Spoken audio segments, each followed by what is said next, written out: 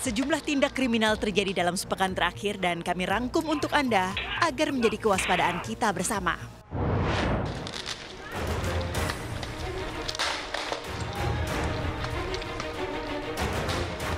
Kedatangan 700 petugas gabungan ke Kampung Bahari Tanjung Priok, Jakarta Utara langsung disambut batu dan petasan. Petugas harus menembakkan gas air mata untuk membubarkan perlawanan warga. 9 orang yang diduga sebagai pengedar dan pemakai ditangkap. Barang bukti yang disita antara lain 89 kg sabu, 91 gram ganja, 159 butir pil ekstasi, dan uang tunai 1,4 miliar rupiah. Petugas juga menemukan puluhan pucuk senjata api. Pencurian motor dengan senjata api menggegerkan warga di ibu kota. Rekaman CCTV memperlihatkan 2 pencuri hendak menggasak sepeda motor yang terparkir di dalam gang di Kampung Baru, Jalan Pelajar Cakung.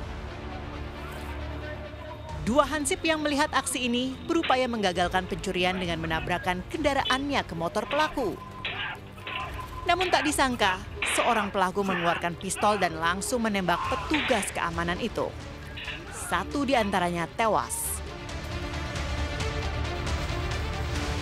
Kurang dari 24 jam, polisi meringkus kedua pelaku di 2 tempat berbeda beserta barang bukti. 1 pelaku ditangkap di Pelabuhan Bakaheni dan 1 lainnya di Cipayung, Jakarta Timur.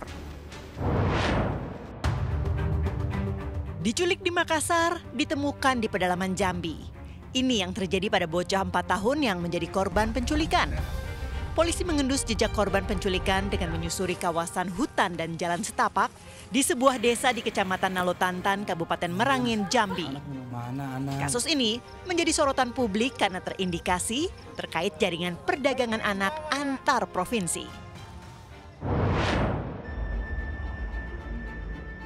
Upaya perampokan di Jalan Baru, Kelurahan Durenjaya, Kota Bekasi ini tergolong nekat dan kondisi jalannya ramai.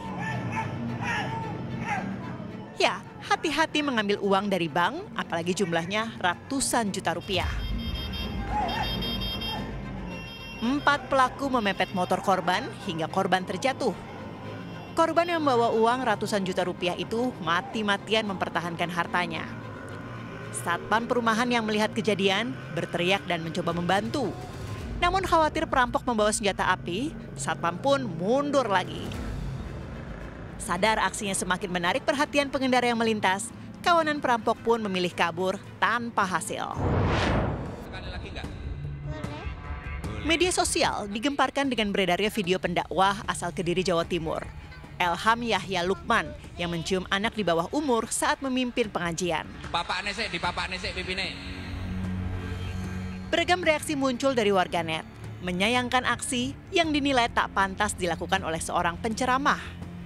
Aksi ini pun mendapat respon tegas dari Kementerian Agama. Pengawasan itu termasuk itu, supaya itu tidak terulang, maka terhadap yang bersangkutan memang harus ada upaya mengembalikan kepada posisinya agar tidak mengulangi perbuatan-perbuatan. Jadi kita sepakat dengan pendapat publik bahwa itu tidak pantas.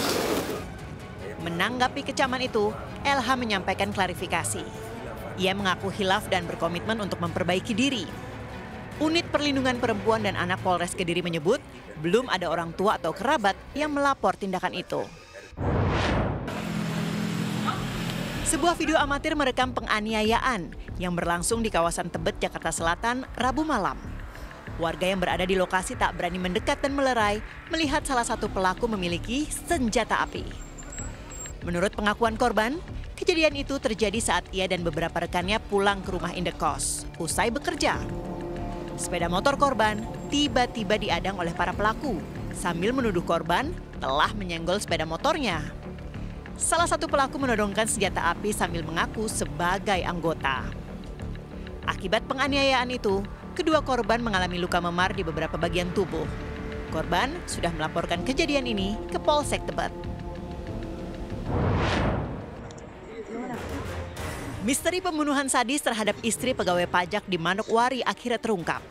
Korban dimutilasi dan dibuang ke dalam septic tank.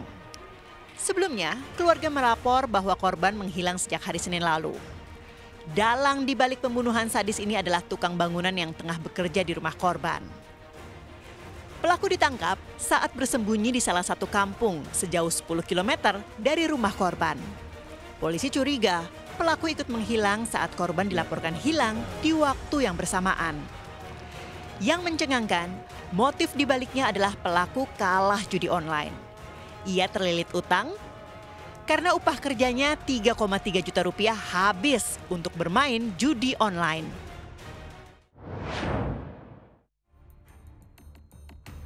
Tayangan tadi sekaligus menutup Buser pada pagi hari ini. Selamat berakhir pekan, namun jangan lupa tetap waspada.